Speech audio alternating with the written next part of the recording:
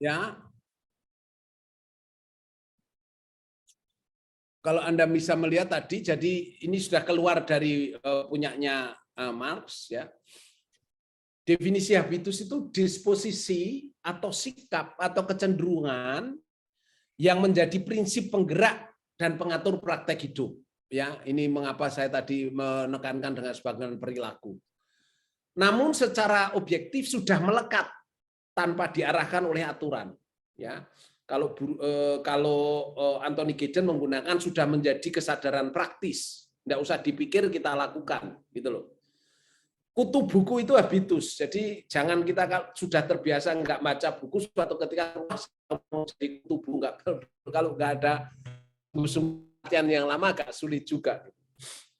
Nah, disitulah yang dikaitkan tanpa diarahkan oleh aturan, tetapi secara kolektif sudah harmoni tanpa harus dibikin. Itulah mengapa suatu kelompok masyarakat dengan habitus tertentu, ya.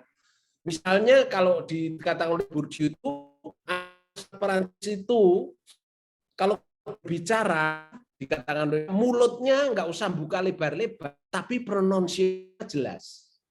Kok bisa? Karena waktu kecil itu dilatih untuk ngomong dengan sambil menggigit pensil.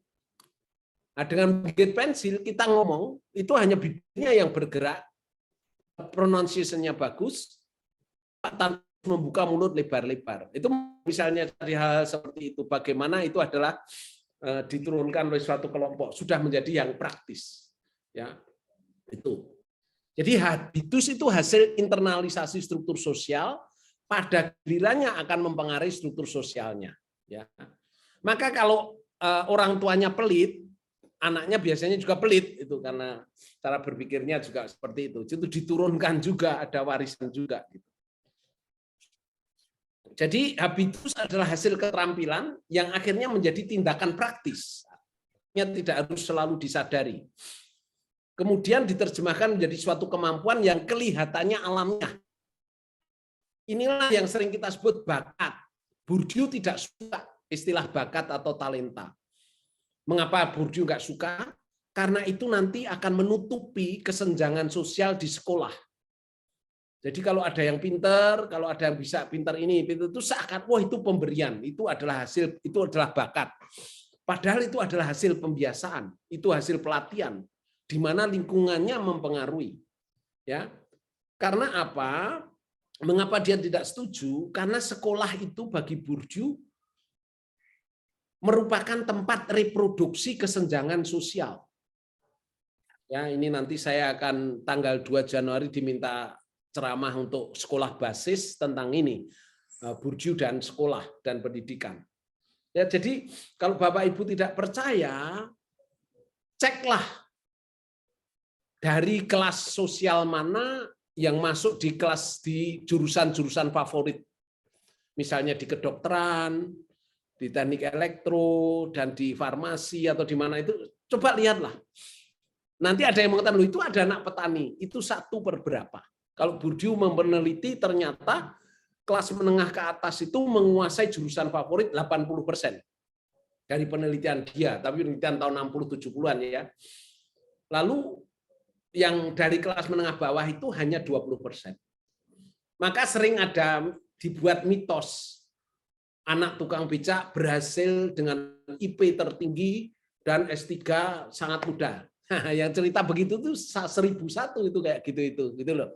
Tapi itu menarik karena membuat kita loh, kalau kita berusaha, kalau kita kerja keras, akhirnya bisa seperti itu. Ya. Jadi mitos itu diciptakan supaya apa? Model pedagogi, sistem pedagogi itu lebih menguntungkan mereka yang sudah mendapatkan modal kapital budaya dan habitus bahasa dari rumah. Begitu ya, ini Anda lihat sendiri. Jadi ini mengkondisikan, jadi habitus ini ya mengkondisikan eksistensi kita terkait dengan kelas sosial tertentu. Ya. Sistem disposisi yang berlangsung lama dapat ditularkan, tapi bisa berperan sebagai prinsip pembangkit pengorganisir praktek-praktek baru. Maksudnya apa ini? Kalau Anda lancar bahasa Inggris, Anda akan mempunyai hobi baru, ya. Suka korespondensi dengan orang asing, ya. Suka main misalnya apa itu Ome TV, ya, karena ketemu orang asing Anda menjadi lebih enak, tidak takut, tidak minder. Jadi habitus itu bisa membangkitkan, mengorganisir praktek-praktek baru. Suka baca buku, suka beli buku karena banyak ide-ide baru yang berbahasa Inggris, gitu misalnya. Nah, itu habitus, menjadi pembangkit, pengorganisir praktek representasi yang bisa sesuai dengan tujuan. Dan tanpa harus membidik suatu tujuan secara sadar untuk mencapai, tapi kita lakukan, ya. Itu habitus yang kita lihat. Ini tadi sudah saya berikan, ya. Jadi bagaimana 3 dimensi habitus supaya kita jangan mudah sekali sering menerjemahkan habitus itu habit gitu. Kalau hanya habit, 3 dimensi ini diabaikan kalau hanya habit. Ya.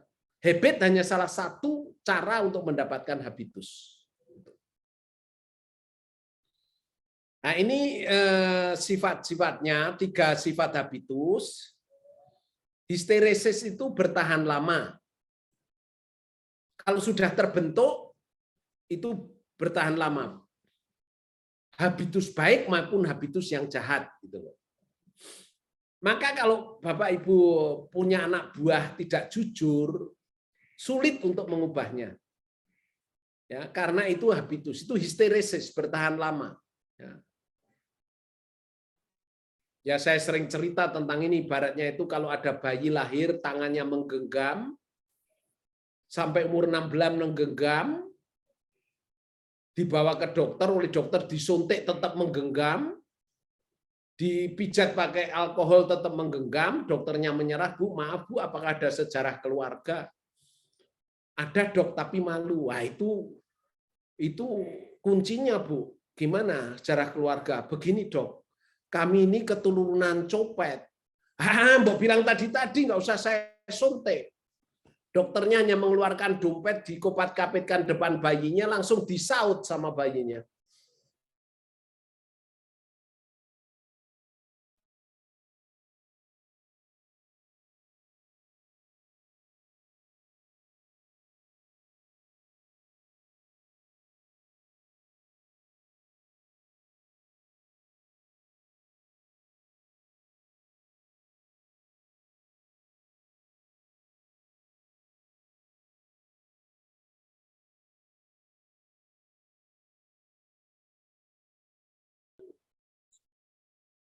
Generatur itu mendorong tumbuhnya praksis baru. Tadi sudah saya jelaskan. Ya, ini sampai sekian dulu habitus. Apakah ada pertanyaan atau sesuatu yang tidak jelas atau keberatan? Silahkan. Ada Romo, ada yang bertanya. Silakan. Pak Wadi lagi nih Romo. Silakan Pak.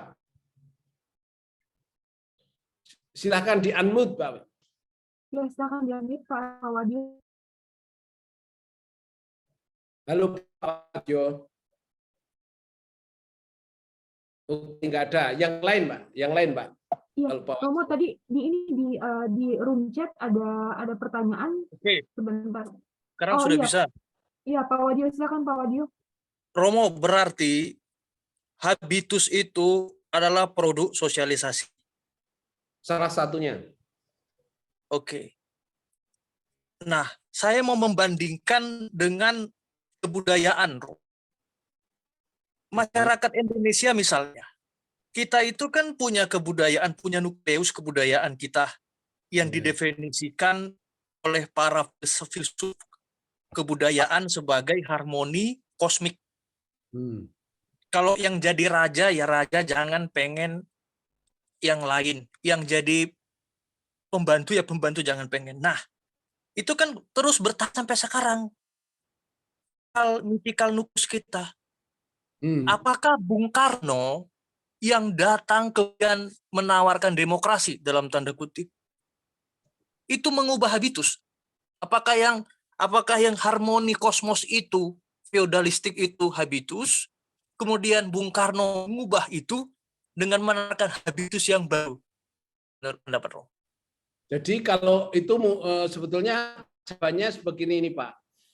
Kelompok kalau dikatakan oleh Roland Barthes, kelompok borjuis itu senang menciptakan mitos supaya semua percaya bahwa mereka harus mengubah budayanya mengikuti kelompok atas. Jadi itu adalah cara untuk mempertahankan kekuasaan. Itu adalah model itu kan sebetulnya kalau Bapak tadi mengatakan budaya, apakah itu budaya? Itu adalah mitos. Ya. Maka itu nanti akan dipecah oleh Bourdieu misalnya dengan mengatakan bahwa tulisan dia dalam La Reproduction itu sekolah itu reproduksi kesenjangan sosial. Ya. Bagaimana dia ingin mengatakan seakan-akan bakat itu dibenarkan sehingga yang di rumah sudah, kalau orang ke menengah ke atas Pak, sekolah itu kelanjutan dari budaya di rumah. Sedangkan untuk kelas menengah ke bawah, sekolah itu budaya baru. Sehingga di situ ada suatu kesenjangan kesempatan. Jadi kesempatan sebetulnya tidak sama sejak awalnya itu. Gitu loh Pak anunya. Lalu budaya itu juga itu kan sebetulnya timbal balik kalau kita melihat dia modelnya siapa? Modelnya Edgar Schein itu Pak. Edgar Schein ya. Ya, budaya itu kan kalau kita lihat sebetulnya ini loh. Ada lapis atas artefak, nilai bersama asumsi. Nah, kita itu sering mengira kalau sudah muncul di permukaan, sudah ada tampilannya secara fisik, ada strukturnya, ada organisasi, seakan-akan itu budaya. Padahal itu baru bagian dari yang lebih dalam lagi, nilai-nilai. Dan kalau dipraktekkan baru sungguh-sungguh menjadi asumsi yang mendasari. Tapi saya sanggah Romo, tetapi kan kebudayaan juga ditafsirkan oleh Oswald Spengler itu bukan patrimoni. Maksudnya apa? Maksudnya begini. Maksud saya begini. Maksud saya antara kebudayaan sebagai patrimoni dengan atau sebagai warisan ideal itu berbeda dengan peradaban gitu. Iya memang. Budaya itu kan yang upaya untuk selalu memperbaiki habitat dan kualitas hidup. Ya, tujuan akhir saya sebenarnya ingin bertanya, bagaimana kita dapat mengkontekstualisasikan, mengimplementasikan Pancasila itu bisa masuk ke seluruh orang dan per individu. Itu sebenarnya akhir dari pertanyaan saya. Ya, saya kan justru saya menggunakan punyanya Edgar Schein karena itu. Pancasila itu masih artefak, Pak. Pancasila artefak. Ketika kita mulai sosialisasi, mulai mengenali bahwa itu ada nilainya bersama, itu nilai bersama. Tapi belum sampai pada asumsi mendasar menjadi penghayatan. Nah, untuk sampai ke situ, Pak, itu harus istilah saya kita menggunakan metodenya Kuifi harus menjadi sesuatu yang konkret Pak, yang detail menjadi konkret ya. Yang saya maksud konkret apa? Gini Pak, apa yang disebut sebagai modelnya ini Pak. Misalnya ya. Sila ketiga kesatuan. Persatuan Indonesia itu konsep Pak, itu abstrak gitu Pak. Bagaimana yang abstrak itu harus menjadi detail, menjadi indikator. Nah, kita sering mengira kalau sudah menghafalkan yang konsep yang abstrak itu sudah tahu, padahal kita harus turun sampai pada indikatornya apa, supaya bisa dipraktekkan, supaya bisa menjadi dihayati. Jadi itu harus turun itu Pak, konsep untuk memecahkan masalah apa, supaya bisa dipecah menjadi dimensi. Dan dari dimensi nanti itu masih abstrak lagi, harus turun sampai indikator, sampai bisa diukur, sampai bisa kita tahu ini toh maksudnya. Begitu Pak. Nah, kita lemah di sini Pak. Kita sudah mengira kalau menghafal di konsep sudah melakukan. Tahu tidak sama dengan melakukan, itu masalahnya Pak. Nah, untuk bisa melakukan harus ada jembatan. Jembatannya itu ini sampai indikator dan yang kedua modalitas. Itu Pak. Terima kasih, itu terakhir dari saya. Terima kasih Romo. Oke, Pak Nurudin. Iya, silakan Romo bisa terdengar? Bisa, ya. bisa Bung. Ya. Ada dua pertanyaan Romo. Yang pertama, kalau kita pakai habitus tadi untuk melihat Piala Dunia, jadi kalau saya pikir berarti sebenarnya kalau negara-negara yang tidak punya habitus main bola itu ya sebenarnya ya cuman tadi ya Romo, mitos ya seakan-akan wah bisa, ya kan? Ya, Tapi sebenarnya ya enggak juga. ya. Sama seperti itu Romo. Itu yang pertama. Yang kedua, tadi saya tertarik soal yang apa itu tadi habitus juga kaitannya ini Romo dengan institusi pendidikan kan kemarin sempat ramai soal kekerasan seksual dan kemudian dibikin undang-undang kekerasan seksual lah. Tapi kalau dilihat dari habitus tadi, bukankah kayak semacam itu tuh juga sulit ya Romo? Karena sudah pembiasaan lama gitu, gimana undang-undang bisa mengatasi kayak gitu? Kalau melihat dari Bourdieu itu gimana kira-kira mengatasi? Nah, itu kan harusnya kan harus Seperti praktek setiap hari. Sebetulnya Pak, kalau dilihat tadi ya dari undang-undang itu kan ibaratnya seperti ini loh Pak, mana yang saya tadi berikan kepada Bapak ya. Ini Pak, undang-undang itu kan artefak Pak. Nah, sejauh mana itu diimplementasikan dan sejauh mana itu membentuk habitus ke atasnya ini. Hal-hal seperti itu kan maaf saja ya Pak, sekarang ini kan dengan feminisme itu menarik loh. Feminisme itu banyak membantu kita untuk menjadi lebih sadar akan perilaku yang dulu menyimpang, sekarang kita sadar bahwa itu menyimpang ya. Misalnya catcalling itu dulu biasa sekali ya. Sekarang ternyata catcalling itu sudah masuk harassment. Ya. Dulu kita itu ngepuk-ngepuk pundak gitu itu seperti seorang bapak. Sekarang enggak, ngepuk-ngepuk pundak itu dianggap initial seduction ya. Ya, itu kan dalam arti tertentu semakin lama ada kesadaran dan terbentuk sesuatu sosialisasi bahwa ini tidak pantas. Yang dulunya dianggap biasa gitu. Ya. Bahkan kalau kita mengomentari ada yang diganggu lalu habis pakai pakaiannya ya seperti itu, loh kok yang disalahkan korbannya. Kalau sekarang kan dengan feminisme akan dengan peka loh, itu hak dia untuk pakai itu. Mengapa kamu menyerang dia menjadi agresif gara-gara itu, bukan salah dia gitu. Mengerti ya Pak? Jadi saya kira yang namanya budaya itu butuh perkembangan. Karena itu juga masalah konsientisasi, Pak. Itu Pak Nurdin.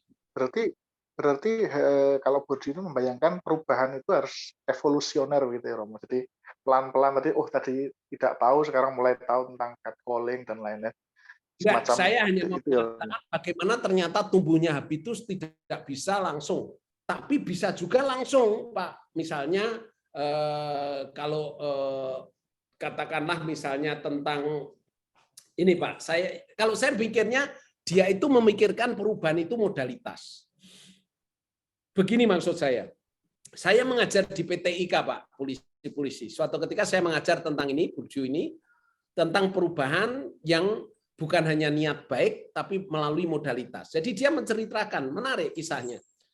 Waktu dia menjadi Kapolres, dia itu punya anak buah, seminggu itu bisa terlambat 2-3 kali. Sudah dinasehati, sudah dimarahi, sudah dihukum push up 50 kali, sudah di bawah terik matahari berjam-jam, sudah dikhotbahi, tapi minggu depan mengulangi lagi gitu. Sudah diancam mau ditunda kenaikan pangkat, tetap saja. Apa yang disebut modalitas? Kapolres ini mendatangi rumahnya, ternyata jauh. Dan dia ditanya, kamu berangkat jam berapa? Ternyata dia sudah pagi loh berangkat tuh, jam 6. Tapi apa masalahnya? Dia ngantar anaknya dulu ke sekolah, naik angkot, dari sekolah anaknya ganti angkot. Nah, bayangkan Pak, ya mesti terlambat. Lalu Kapolresnya untuk mengubah perilakunya apa? Saya akan minta kamu ngambil kredit sepeda motor, DP saya bayar, kamu bayar cicilannya. Sejak punya sepeda motor, Pak, nggak pernah terlambat. Mengubah habitus berarti memberi fasilitas. Mengubah habitus berarti mengubah sistem. Memberi habitus berarti modalitas harus diutamakan. Jadi itu Pak, bukan lagi hanya evolusioner, tetapi juga fokusnya bagi dia bukan masalah waktu, cepat atau lambat, tapi masalah prasarana, masalah modalitas, masalah sistem. Ya. Saya beri contoh satu lagi yang menarik. Saya pernah membantu tinggal di asrama calon-calon Romo itu, waktu itu ada Vespanya ada 13, calon Romonya ada 25. Kalau mau pakai Vespa itu hanya nulis Vespa nomor berapa, dari jam berapa sampai jam berapa. Yang terjadi apa, Pak? Yang terjadi kalau Vespanya rusak, dibiarkan, pinjam yang masih beres. Sudah rapat supaya memperbaiki, sudah sering diingatkan supaya, tapi kembali kejadian seperti itu. Akhirnya ada satu yang pintar mengatakan, saya akan memilih Vespa paling jelek, akan saya perbaiki, tapi hanya saya yang pakai. Itu pimpinan asrama langsung mengatakan apa? Mulai sekarang satu Vespa 2 orang. Terserah mau rusak atau tidak, yang bergantung ada 2 orang. Sejak itu beres, Pak. Mengubah habitus berarti mengubah sistem, mengubah peraturan. Sistem kepemilikan diubah, perilaku berubah. Kalau saya melihat Budju jangan dikaitkan dengan evolusioner atau revolusioner, tapi betapa pentingnya modalitas dalam perubahan. Begitu, Pak. Jelas, Pak? Ya, terima kasih, Romo. Ya. Ya. Oke, saya lanjutkan kalau begitu.